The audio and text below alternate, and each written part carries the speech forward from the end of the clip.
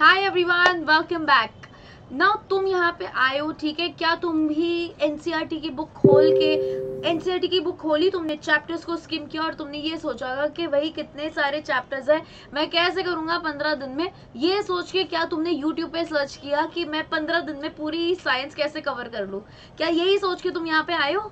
अगर ये सोच के आए हो तो ये जो वीडियो है ये तुम्हें बहुत ज़्यादा हेल्पफुल होने वाली है, क्योंकि यहाँ पे अगर तुम ये क्वेश्चन लेके आए हो कि क्या मैं 15 दिन में मेरा पूरा साइंस कवर कर सकता हूँ, तो इसका जवाब है एब्सोल्युटली यस।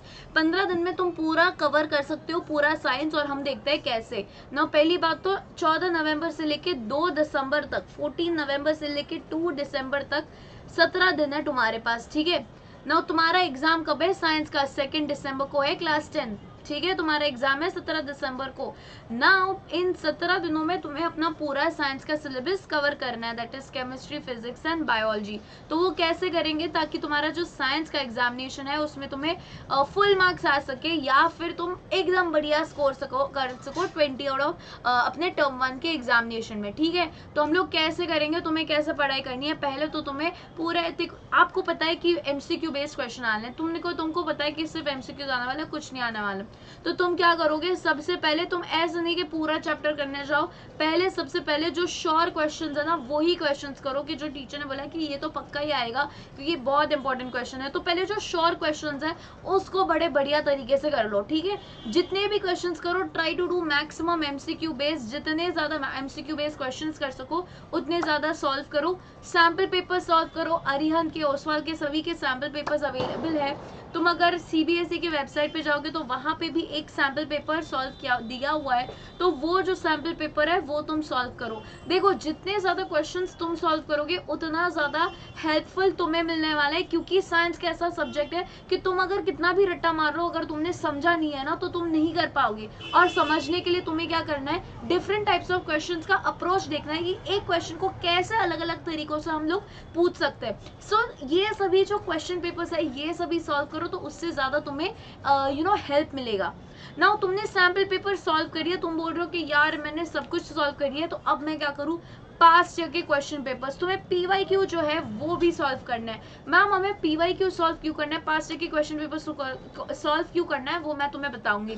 नाउ पहली बात तो कैसे पढ़ोगे तुम, यहाँ पे तुम सैम्पल पेपर तो सॉल्व कर ही रहे हो, पर अगर तुमने कुछ पढ़ाई नहीं की है तो सैम्पल पेपर का क्या फायदा है। तो एनसीईआरटी तुम्हें ये एक लाइन बॉटम लाइन करनी है कि तुम्हारे क्वेश्चन में कोई भी क्वेश्चन आएगा वो एनसीईआरटी से ही आएगा और कोई सब्जेक्ट का नहीं होगा, मतलब और कहीं से भी नहीं आएगा, सिर्फ और सिर्फ टेक्स्ट बुक में से आएगा। तो टेक्स्ट बुक तुम्हारी बाइबल है, तो पूरी जो एनसीईआरटी बुक है उसको तुम्हें छांट छांट के पढ़ना है, पूरा हर लाइन तुम्हें इतना अच्छी तरीके से देखना है कि कोई भी क्वेश्चन उसमें से आ जाए तो तुम वो क्वेश्चन को आंसर कर पाओ।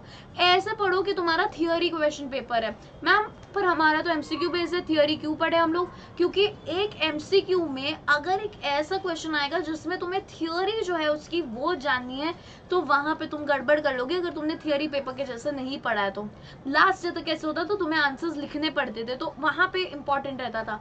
इस बार तुम्हें कुछ लिखना नहीं है, बस सब कुछ लिखा हुआ है, तुम्हें राइट आंसर चूज करना है। और जब भी तुम राइट आंसर चूज कर रहे हो तो बहुत ज्यादा कंफ्यूजिंग क्वेश्चंस आ जाएंगे। तो अगर तुम्हें थियोरी नहीं पता होगी तो तुम वो जो एमसीक्यू है वो भी सॉल्व नहीं कर पाओगे। लास्ट ईयर तक स्टेप बाय स्टेप जो स्टेप था उसकी भी आंसर, उसके भी पॉइंट्स मिल जाते थे, पर यहाँ पे स्टेप्स का थोड़ी ना पॉइंट मिलेगा क्योंकि है ही नहीं। तो तुम्हें क्या करना है, ऐसे पढ़ना है जैसे तुम थियोरी पेपर के लिए पढ़ रहे हो। तो उसके लिए क्या करोगे, उसके लिए तुम पास्ट ईयर के क्वेश्चन पेपर को देखोगे कि पास्ट ईयर कैसे टाइप के क्वेश्चन आए थे, तो वैसे टाइप के क्वेश्चन को तुम अपने आप को प्रिपेयर करोगे कि ऐसे टाइप के क्वेश्चन चलो आ सकता है। तो तुमने पूरी एनसीईआरटी की टेक्स्ट बुक पढ़ ली है, ठीक है, तुमने थियोरी के जैसे पढ़ा हुआ है, तो तुम्हें कहीं से भी अगर क्वेश्चन आ जाए तो तुम सभी टाइप का आंसर कर रहे हो। तुम कॉन्सेप्ट पे ज्यादा फोकस कर रहे हो, तुमने थियोरी किया इसके लिए ऑब्वियस सी बात है कि तुम कॉन्सेप्ट पे फोकस कर रहे हो। तुमने थियोरी करी हुई है तो अगर कॉन्सेप्ट के रिलेटेड कोई भी डायग्राम रिलेटेड कोई भी टाइप का क्वेश्चन आए तो ऑब्वियस सी बात है कि तुम उसको आंसर कर ही पाओगे। इसीलिए थियोरी बेस्ड करना, ऐसे प्रिपेयर करो जैसे थियोरी आ रही है तुम्हारे पेपर में, ठीक है। एक्टिविटी बेस्ड क्वेश्चन जो है, लैब मैनुअल्स जो है वो तुम अच्छे से देख लो, उसको अच्छे से रिवाइज करो, थरली रिवाइज करो। बुक के जो पीछे जो भी इंटेक्स्ट क्वेश्चंस है वो कर लो, बिहाइंड द टेक्स्ट जो क्वेश्चंस है वो कर लो, अंदर से सब क्वेश्चंस कर लो, वो सब सॉल्व कर लो। तो ये सब तुम्हें 15 दिनों में करना है। ना सपोज साइंस का पेपर 11 तारीख को है, ठीक है, सॉरी 2 दिसंबर को है। 2 दिसंबर को तुम्हारा पेपर है, एक दिन पहले तुम्हें बहुत पैनिक हो रहा है कि यार मैं कैसे पढूं, क्या सब पढूं, हाउ शुड आई स्टडी, इतनी ज्यादा इतनी बड़ी बुक है मेरी, पूरा कैसे पढ़ूंगा। तो मैं तुम्हें मेरा लाइव एग्जांपल दे रही हूँ, मेरे बोर्ड के एक दिन पहले ये हुआ था, मैं एकदम पैनिक हो गई थी कि मैं इतनी बड़ी टेक्स्ट बुक में से मैं पूरा पढ़ूंगी, मैं कितना पैनिक हो जाऊंगी। तो इसलिए मैं तुम्हें एडवाइस करूंगी कि तुम्हें क्या करना है, तुम्हें ना लास्ट मिनट रिवीजन के लिए नोट्स बनाने हैं। एंड मोमेंट पे तुम पूरी बुक पढ़ने नहीं बैठोगे, एंड मोमेंट पे ये जो इंपॉर्टेंट जो पॉइंट्स है वो पढ़ने बैठोगे तुम। लास्ट मिनट जो भी तुमने कीवर्ड्स लिखे हुए वो पढ़ोगे तुम।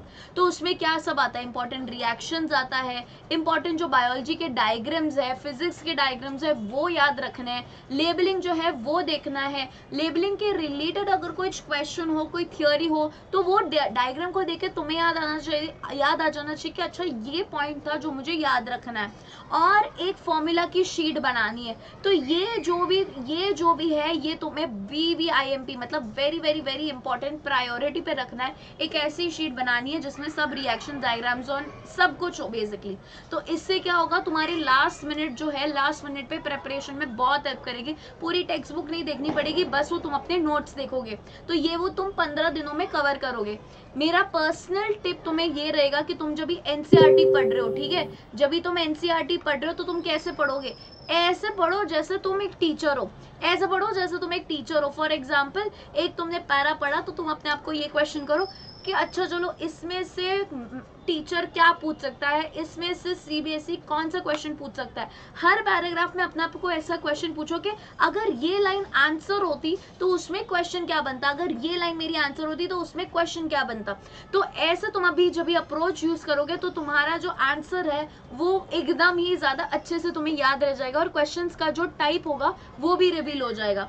पास्ट ईयर के क्वेश्चन पेपर्स तुम सॉल्व कर रहे हो, राइट, पास्ट ईयर के क्वेश्चन पेपर तुम सॉल्व कर रहे हो, मॉक टेस्ट दे दिया करो, कीप गिविंग मॉक टेस्ट। ना मैं अनअकैडमी पे पढ़ाती हूँ तो अनअकैडमी पे हर सैटरडे संडे को मैथ साइंस का मॉक टेस्ट होता है, इमर्ज टेस्ट सीरीज नाम है उसका।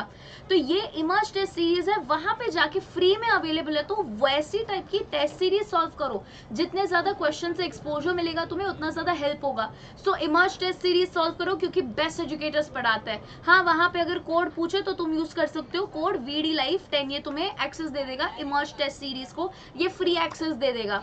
फिर तुम्हें mock papers, mock test papers जो तुम्हें मिलते हैं अरिहंत से, ओजवाल से, तुम जो मॉक पेपर सॉल्व करो वो सॉल्व करो, जितना ज्यादा सॉल्व करोगे उतना ज्यादा हेल्प होगा। ना बच्चे पूछेंगे मैम 15 दिन में हम पढ़ेंगे, 15 दिन में कैसे पढ़े, आप हमें एक टाइम टेबल दे दो। तो ये देखो टाइम टेबल बना दिया। केमिकल रिएक्शंस एंड इक्वेशंस, ये देखो 15 दिन बाकी है तुम्हारे पास, कैसे बाइफरकेट करोगे। केमिकल रिएक्शंस को 2 दिन दे दो, लाइफ प्रोसेसेस को 3 दिन दे दो, ठीक है, तो कितना हो गया, यहाँ पे 5 दिन हो गए। एसिड बेसिस सॉल्ट्स को 2 दिन देगो, पूरा दिन मतलब 2 दिन जो है तुम्हें अच्छे से 2 दिन में ही कंप्लीट करना है पूरा acid basis salts including everything. मतलब इतना अच्छे से कि अगर उसमें से कोई क्वेश्चन आ जाए तो तुम बढ़िया से आंसर कर पाओ। कम करो, भले ही तुम्हारा पूरा नहीं, कम करो पर इतना अच्छे से करो कि उसमें से अगर कोई क्वेश्चन आए तो उसमें से तुम आंसर कर पाओ। ह्यूमन आई एंड कलर, उसके लिए तुम्हें 2 दिन लगेगा, तो कितना हो गया, 4 दिन हो गया। और यहाँ पे मेटल्स और नॉन मेटल्स को 2 दिन, और लाइट को क्या होगा, लाइट को 4 दिन हो जाएगा, तो कितना हो जाएगा 4, 5, 6 डेज, तो कितना होगा 6 + 4 10 एंड 5 डेज, 15 दिन तो हो गए। एंड इसी के साथ साथ सपोज यहाँ पे चलो एक दिन में हो गया तुम्हारा पूरा, तो ऐसा नहीं कि आज तो मेरा फ्री हो जाएगा, एक दिन में पढ़ लिया तो दूसरा दिन मेरा फ्री हो जाएगा, ऐसे नहीं। एक दिन में अगर हो गया तो जो नेक्स्ट टॉपिक है लाइफ प्रोसेसेस वो तुम पहले कर लोगे, ठीक है। तो ट्राई करो कि अगर तुम 7 दिन में कर सकते हो पूरा syllabus, try to cover full syllabus in 7 days. Last के जो 7 डेज है वो तुम्हें सिर्फ और सिर्फ सैंपल पेपर के लिए रखने हैं, रिविजन के लिए रखना है, एक्स्ट्रा क्वेश्चंस के लिए रखना है, तो वैसे डिवाइड करना है तुम्हें। तो अगर आइडियली बोलूं मैं तो ये जो 2 दिन 2 दिन 2 दिन ऐसा लिखा हुआ है इसका हाफ ले लो। एक दिन में पूरा केमिकल रिएक्शन करो, एक दिन में पूरा एसिड बेसिस सॉल्व करो, एक दिन में पूरा मेटल्स नॉन मेटल्स करो। मैम ऐसे कैसे होगा, मैम ये तो इतने बड़े बड़े चैप्टर्स है, कैसे होगा, नहीं करना पड़ेगा। तुम्हारी टर्म 1 आ गई है, बोर्ड एग्जाम आ गए 15 दिन में, तो अगर तुम ऐसे बोलोगे कि मैम ऐसे कैसे होगा तो फिर बोर्ड एग्जाम भूल जाओ, ये साल मत दो, नेक्स्ट ईयर दे दो। ठीक है। सो ध्यान रखना, ये तुम्हें थोड़ा एक्स्ट्रा आवर्स देना पड़ेगा, थोड़ा एक्स्ट्रा टाइम पुट इन करना पड़ेगा। पूरे टाइम जो तुमने नहीं कवर किया है ये टाइम पे कवर कर दो। एंड ऐसा मत बोलो कि मैम 15 दिन में नहीं हो पाएगा। ये 15 दिन में जो पढ़ाई करोगे ना वो पूरे साल का कॉम्पेंसेट कर लेगी। लास्ट के 30 दिन में पढ़ के भी लोग बच्चे ना 95% लेके आते हैं। तो यहाँ पे तो 15 दिन है तुम्हारे पास, 15 दिन में कर सकते हो तुम। लास्ट के एक वीक में भी लास्ट के एक वीक में तुम्हें सिर्फ और सिर्फ रिविजन रखना है।